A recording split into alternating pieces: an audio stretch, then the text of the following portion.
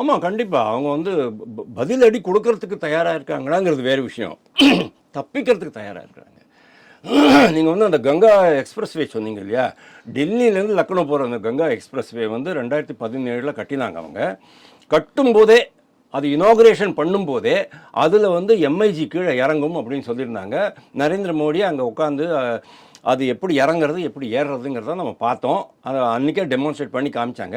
அதுக்கப்புறமா திருப்பியும் 2 முறை அங்கே வந்து கிட்டத்தட்ட ஒரு 25 கிலோமீட்டருக்கு போக்குவரத்தை நிறுத்தி இந்த பயிற்சியை அவங்க பண்ணியிருக்கிறாங்க. அந்த அளவுக்கு, அதாவது ஒரு சாலையிலேயே கூட ஒரு போர் விமானம் வந்து இறங்கணுங்கிற அளவுக்கு நம்மளாம் யோசித்ததே கிடையாது. 2014க்கு முன்னால் இதெல்லாம் கற்பனைக்கு எட்டாத சமாச்சாரமாக இருந்தது. 2017 நம்ம கண்ணு முன்னால் நடத்தி காமிச்சிட்டாரு நரேந்திர மோடி. அதுதான் நரேந்திர மோடி. அப்போது யார் டிஃபென்ஸ் மினிஸ்டராக இருந்து தெரியுமா? பரிக்கர், நிர்மலா சீதாராமன் அவங்களுடைய இதுதான். ஸோ அது ஒரு விஷயம். அதே மாதிரி நாடளவில் எவ்வளவோ பெரிய ஏன்னா எல்லா இடத்துலையும் நீங்கள் வந்து போர் விமானங்களை இறக்கணும். இப்போ தஞ்சாவூரில் கூட என்னாச்சு, பிபின் ராவத் வரதுக்கு முன்னாலேயே, பிபின் ராவத் சிடிஎஸாக வரதுக்கு முன்னாலேயே தஞ்சாவூரில் ஒரு இது பண்ணினாங்க. ஏன் தஞ்சாவூரில் வந்து ஒரு சீக்ரெட் பிளேஸில் ஒரு விமானப்படை மையம் ஒன்று பண்ணியிருக்காங்க, தளம் ஒன்று பண்ணியிருக்காங்க. காரணம் என்ன அப்படின்னா, தஞ்சாவூர்லேருந்து உங்களுக்கு வந்து இந்து மகா சமுத்திரத்தில் இருக்கிற டார்கெட்டெல்லாம் ரீச் பண்ண முடியும் அப்படிங்கிறது தான்.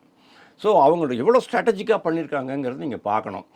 ஆனால் பாகிஸ்தான் வந்து தயார் பண்ணிக்கிட்டு இருக்கிறாங்க. ஆனால் அவங்களுக்கு மோர் இம்பார்ட்டண்ட் என்ன அப்படின்னா, நம்மளுடைய தாக்கத்தை எப்படி சமாளிக்கிறது அப்படிங்கிறது தான்.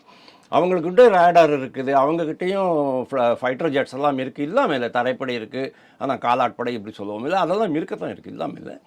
ஆல்ரெடி நம்ம சைட்லேயும் நிறைய பேர் பங்கர்ஸ் எல்லாம் ஆரம்பிச்சிட்டாங்க. பங்கர்ஸ்னால் வந்து கீழே புதைக்குழி பண்ணிவிட்டு அதை போய் உட்காந்துக்க வேண்டியது, இதுலேருந்து காப்பாற்றுறதுக்காக.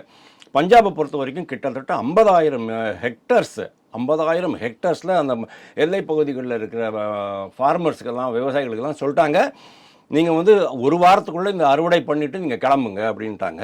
கிட்டத்தட்ட 16 கிராம மக்கள் அப்புறப்படுத்தப்பட்டு விட்டார்கள். அதே மாதிரி அந்த பக்கம் இருக்குது. பட் ப்ராப்ளம் அவங்களுக்கு என்ன அப்படிங்கிற சொல்கிறேன். அதாவது பாகிஸ்தான் சைடில் இன்றைக்கி பாகிஸ்தான் ஆக்குபைடு காஷ்மீர் என்று சொல்லப்படுகிற பாகிஸ்தானுடைய ஆக்கிரமிப்பில் இருக்கிற காஷ்மீர் பகுதிகளில் உள்ள மக்கள் இந்தியாவுடன் இணைய வேண்டும் அப்படின்னு தான் அவங்க பார்க்குறாங்க. அவங்களுக்கு வந்து எந்த விதமான சப்போர்ட் கிடைக்கும், அதாவது பாகிஸ்தான் இராணுவத்துக்கு எந்த மாதிரி சப்போர்ட் அவங்ககிட்ட கிடைக்கும் அப்படிங்கிறது அவங்களுக்கே ஒரு தெரியாத ஒரு நிலை இருக்குது. இது மாதிரி பல்வேறு பிரச்சனைகள் அவங்க இருக்கும்போது அவங்களால பாரத இராணுவத்தினுடைய தாக்குதலை வெற்றிகரமாக எதிர்கொள்ள முடியுமா அப்படிங்கிறது மிகப்பெரிய கேள்வி.